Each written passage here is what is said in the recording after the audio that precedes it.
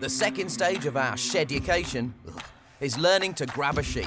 Our challenge at the end of the week is to wrangle and shear a sheep all by ourselves. So Master Shearer Larry needs us both to get hands on.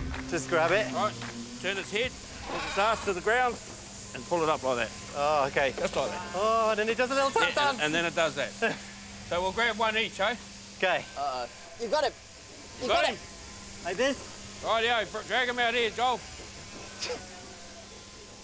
I got one.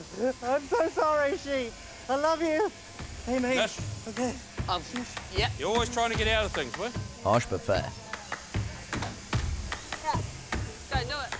Oh, God, I hate this. Yes, please, I'm so sorry. They just keep running away. Oh, that makes me feel so uncomfortable. They clustered together to form one super sheep.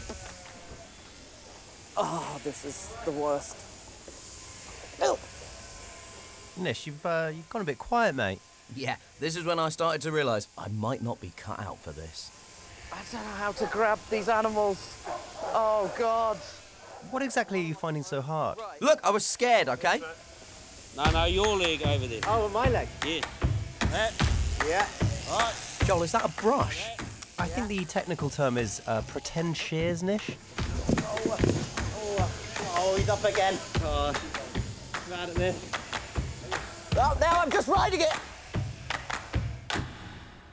It's like a shit horse.